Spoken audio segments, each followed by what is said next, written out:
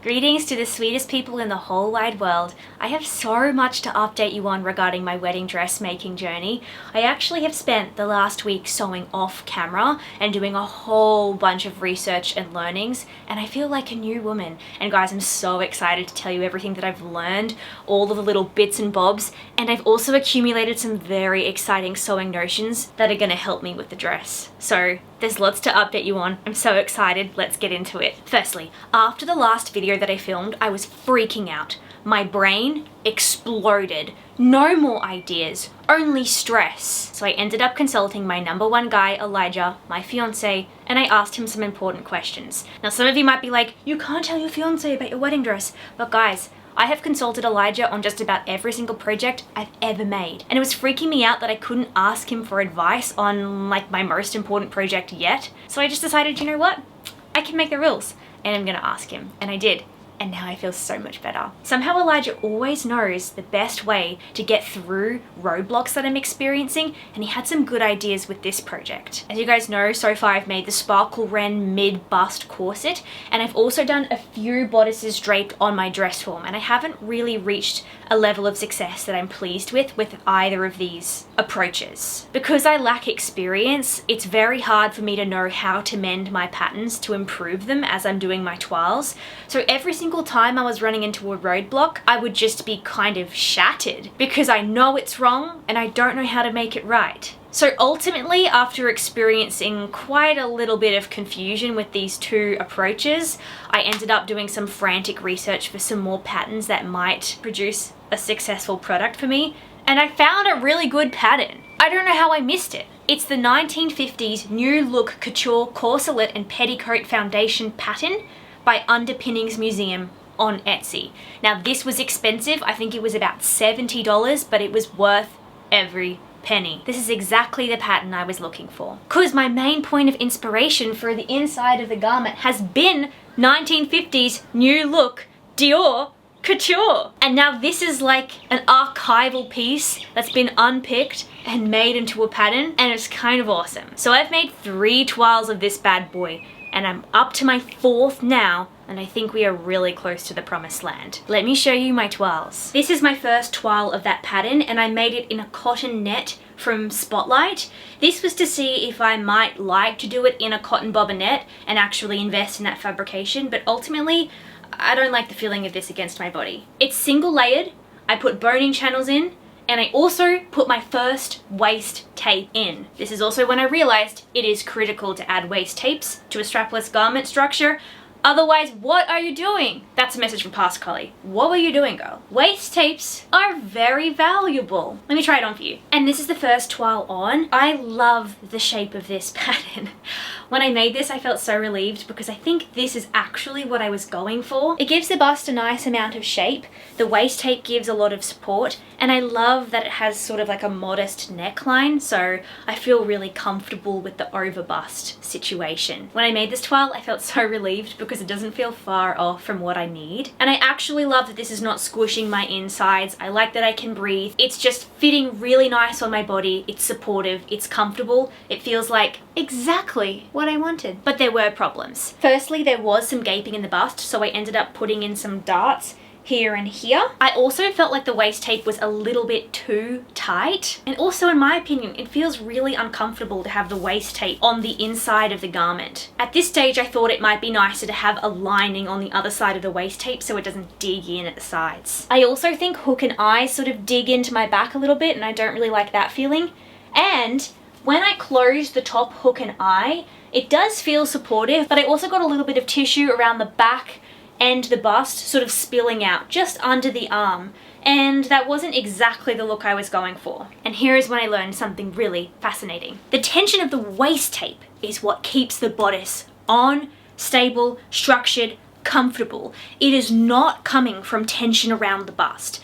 And that's what I was really going for. I thought the tighter it is around the bust, the more I'm in there, the more it fits, the more I can do everything and I'll be fine. But really, all I'm doing is just creating tension around a kind of soft area of my body, and then I'm just expecting no overflow? Impossible. Probably impossible. So that's where my perspective changed from trying to get the bust really tight to getting the waist tape snug, and the bust just fitting nice and comfortably. My mind was blown. Everything changed once I realized the waist tape was the key. The keys to the kingdom of a well-fitting bodice. Waist tape. Anyway, then I made another toile. Let me show you my second toile of this pattern. There's like a whole graveyard of toiles before this one though. Here's my next toile of the new look corselet. What did I do, you ask? I graded it in between some sizes. The bust was a size 6, the waist was a size 8, the hips were a size 6.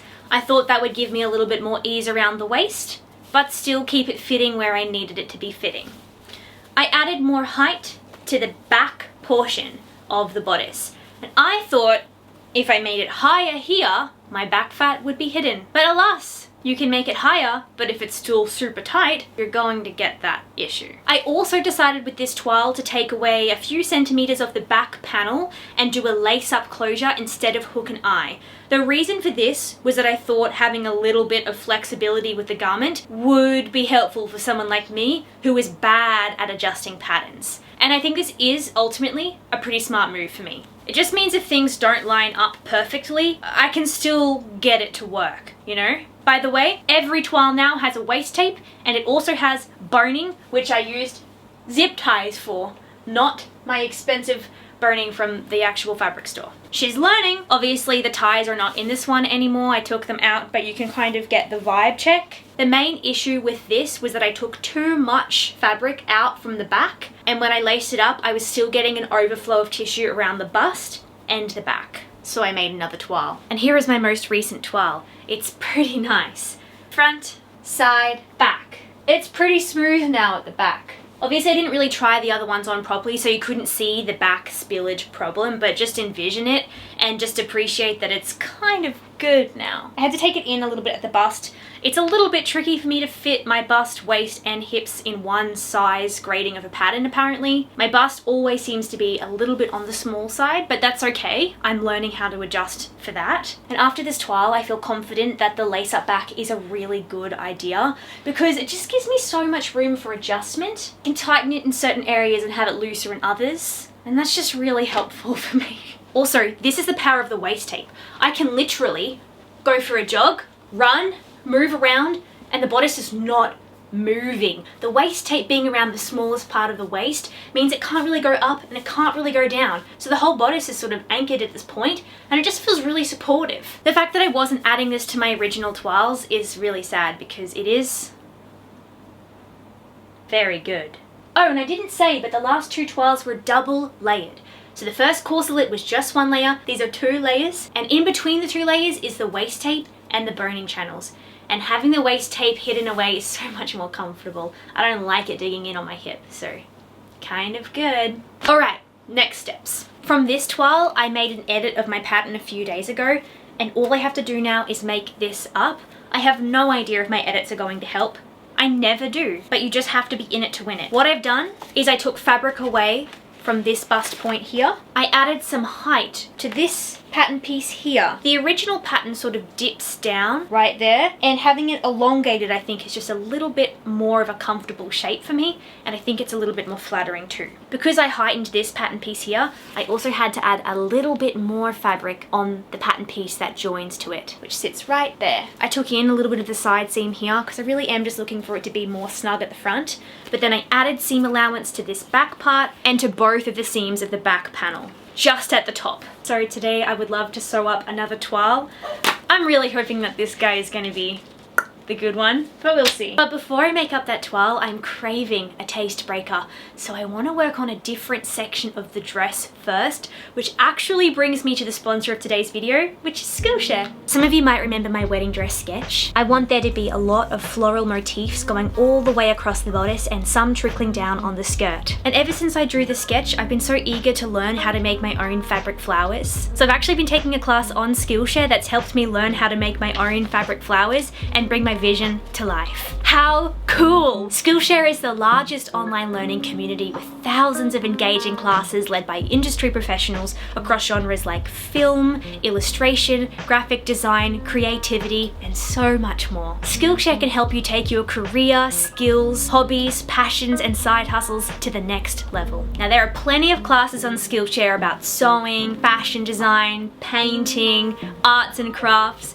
but I have been taking this class, DIY Fabric Flowers, Upcycle Your Fabric Leftovers into a Beautiful Flower by Anne Wolf, who is a bridal fashion designer. And oh my goodness, has it been so cool. In this class, Anne detailed every single supply that I would need to make my own fabric flower. She showed how to make the pattern for the flower, how to cut it out, how to starch the fabric and emboss it in its own special floral shape, and of course, how to actually construct the fabric flower itself. This class was literally exactly what I needed for my project. I learned so much and I can't wait to make about 300 more fabric flowers. Side note, I've actually been learning on Skillshare for just over a year now, and it's pretty nice to reflect on all of the wonderful things that I've learned over that period of time. The fabric flowers was amazing to learn, but I also treasure learning how to make a hand-stitched buttonhole. This is one of my favorite techniques from the whole year of learning. I also fell in love with sashiko stitch patchwork, and I made this beautiful pouch from a class on Skillshare. I learned how to drape on my dress form. I learned how to make tailored trousers. I could go on for so long, but boy do I truly enjoy taking classes on Skillshare and just getting to upskill and learn more things. Now, if you'd like to get started on your learning journey with Skillshare, then I have some great news for you. The first 500 people to click the link in the description box of this video will receive 1 month free of Skillshare. So jump on that, click the link if you are interested, and I really hope you enjoy Skillshare as much as I do. Thank you so much to Skillshare for sponsoring this video. Look at my little flowers. This is just to get a little vibe. Hang on. Oh my gosh. Oh, beautiful. Like in my head, these can just be trailing all the way along the bodice. I only have like 10 different dishes that I can let my little starched fabrications dry in. So I'm just gonna do them in very small batches and just keep working on building up my flower collection over the next few weeks. I think they look fine on their own, and I think they look so cute when they're in a little cluster. Adorable. More developments. I bought sequins. I actually placed an online order with an Australian sequin business, and unfortunately the sequins were so much smaller than I thought they would be. I was looking only at shape and color, but not size. And I thought these would be like a regular sequin size, but look at them. This is a 2mm wide sequin, so incredibly small. I think this is 2 or 3 grams, and it cost me about $3.50, and they're all equally tiny. So after I got that order in the mail, I thought, they're impossibly small. I will never be able to embellish my dress with this small of a sequin. So I went on an adventure. I went to a store in Brisbane that just about only sells beads, trims, and sequins, and it was literally delightful. It was just floor to ceiling, small plastic jars filled of all sorts of different colors of beads and sequins, and it was delightful, it was delightful, it was delightful. It was so good. I loved it, and I got so much stuff. I walked out with this nicely weighted paper bag, and I was just grinning like a child on Christmas morning. Let me show you what I got. Wow! These are the sequins that I got from the online store, and like I said, they're adorable, but they're so small. Small silver sequins. Flowers. Small gold. Small gold again. More flowers. Someone say flowers? So much pinker than I thought. So much smaller than I thought. Small again. These little Technicolor guys. So yeah, they're really small, those ones, but pretty cute. Online, I thought these would be more like clear, neutral, whitey beige, but they're kind of aggressively golden. And I think I can scatter some of them throughout the dress, but some of them feel like a little bit much, so we'll just see. But now that I've shown you those, I can show you the good goods. Oh my gosh, these are awesome.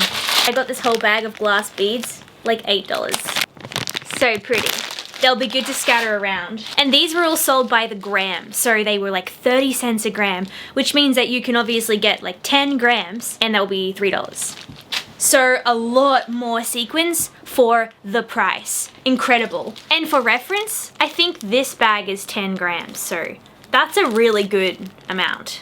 And here are the cute sequins. I got quite a lot of these sort of glassy, shimmery ones because I thought they'd be nice and neutral on the dress. More of those sorts, but a little bit more of a white color. More of the glassy ones, but in a different size. Now these ones are so cool. We've got some small ivory ones. Then these ones have a bit of a bluey, greeny reflection. And I love these stars. Oh yeah. Oh my goodness, that's so pretty. I thought a few different colors could be nice scattered on the dress. So I've got some pinky ones with a green reflection, these sort of corally goldy ones, and then, oh my gosh, butterflies! These ones are insanely beautiful. More sort of corally orangey ones. This beautiful green, like a matcha pistachio green. And then this sweet, sweet mermaid blue green aqua situation. These beautiful pale pink guys. And then a few more colorful ones. These really small green ones. Some more pale pink. And then these really small pale blue ones as well. Gorgeous. Even though I anticipate using predominantly the white, glassy, ivory looking ones, I literally just couldn't help myself from getting some colors because I thought that they would be nice just scattered around. They're not going to be so blatantly colorful because I'm not going to put them in clusters like this. It'll just be like, oh, a little green one. Oh, a little pink one. It's so hard to pick my favorite, but I think it might be a toss-up between these two and maybe the stars. I just think they have such an excellent glimmer to them, you know? I purchased these glass jars from IKEA and I'm going to tip all of my sequins into them now so they're all in a beautiful display. And basically I'm just going to chip away at embellishing the skirt of the dress, and then once the bodice is complete I can start embellishing that too. And I would love to add some of these sequins and beads on top of these tiny little flowers that I put across the bodice as well. That's sort of the concept. I feel like this is going to be so messy. People who have their beads and sequins organized really beautifully in those little jewelry cases, look away, because I'm going to tip quite a few of these into the same jars. But it don't matter. I want them mixed up. It'll actually make it easier for me to work with a sort of random approach, which is the effect that I want to have. Oh, I spilled so many. Because I would prefer to have a sort of random selection of sequins as I work, because I just want them to feel like they're scattered randomly on the dress.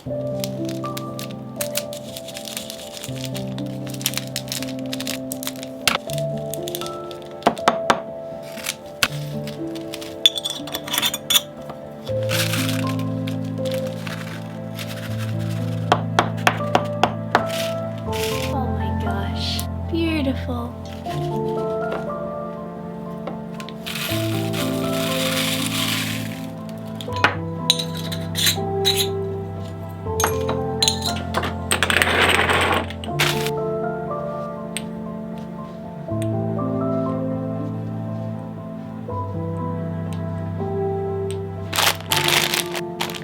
And that concludes my rather indulgent sequin haul. That was lovely.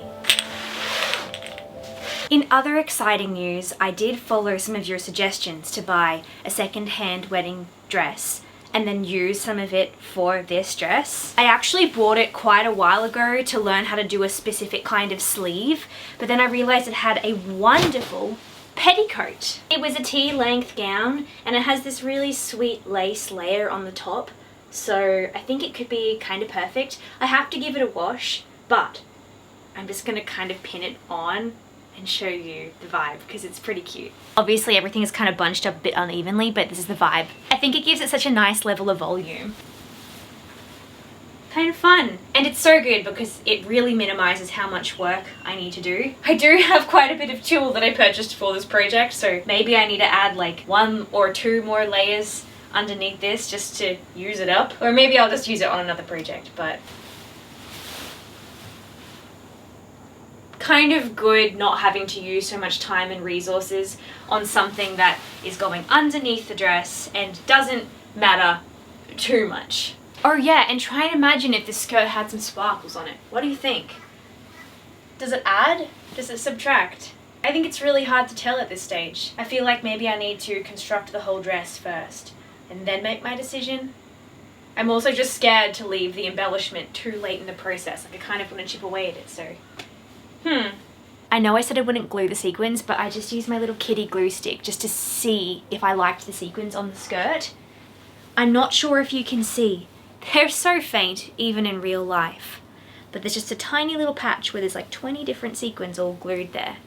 And listen, I think the glistening really does enchant my heart, and I love it, but I am concerned that the glistening is what you'll see, not this beautiful fabrication and the pattern on the fabric. Maybe the eye can take both things in. I just don't know. I think I'm just gonna have to ponder it for a little while. Let me know your thoughts there, I'd like to know. I think you're up to date now, which is awesome, and that just means that it is time for me to do my next toile with my updated pattern. I'll just do a little montage of me sewing this bad boy up. Don't worry, I will show you all of the steps once it is time to do the finished bodice. But until then, I'll spare you, so cue the montage. I really hope this one is the right fit. Number 10, come on.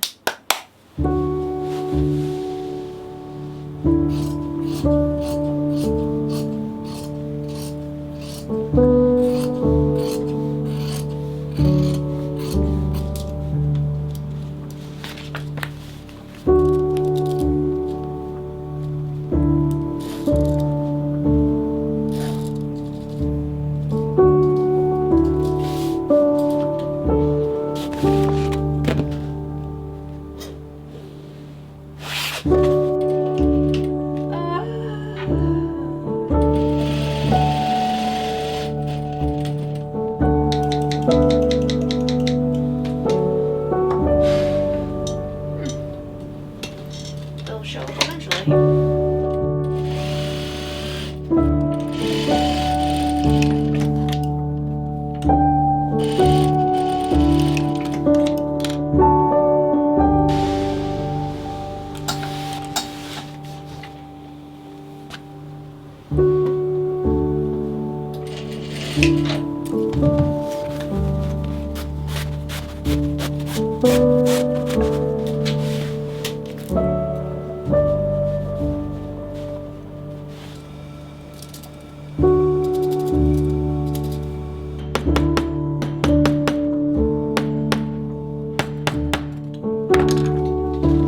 The moment of truth. Here is my 10th toile. It fits great around the waist. It fits great around the hips. It is so large around the bust. Honestly, at this stage, it's just laughable. I think almost every single corset toile I've done, the bust has been too big. I have tried so many things to change that, and somehow I feel like things are getting bigger, so I don't really know what's going on. This is the front. This is the side. That ain't it. And the back. I mean, in the last few toiles, I would have just laced this all the way up like this, and now the bust is fitting like a dream. But it does give me this sort of slight problem here.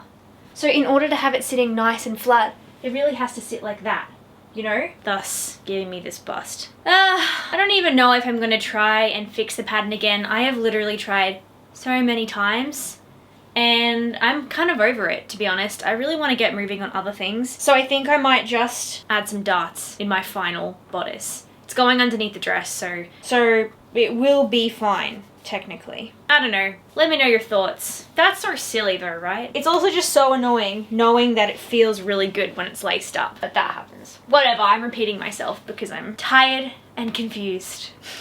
Anyhow, I'm gonna leave the video here, guys. I've got a little bit of thinking to do about this bodice. I'm not sure if it needs to be perfect, but I've come this far. I really would like to get to the perfect fit, and I feel like it's pretty close. I mean, when you take the first toile and you look at this toile, progress has been made, so that is good. I can't thank you guys enough for all of your advice and encouragement in the comment section. I have truly learned so much from you all, so thank you for contributing, thank you for helping me, and thank you for cheering me on. I really do appreciate it so much. I think this is going to be the last video where I work on toiles. I'm going to figure it out off camera now, and we're going to move on. I actually can't wait to do the rest of this project. I feel like all of the fun parts are coming up, so that's going to be awesome. If you like this video, then give it a like, and if you want more videos just like this, then feel free to subscribe. And if you want more content from me, then you can also find me on Patreon, where I have the most beautiful community of talented sewists called Sparkly Humans. It's truly a joy, and I'd love to have you there if that's something that floats your boat. And if not, thank you so much for watching. Let me know how your projects are going. And guys, I will see you in the next video. Take care in the meantime. Sending lots of love.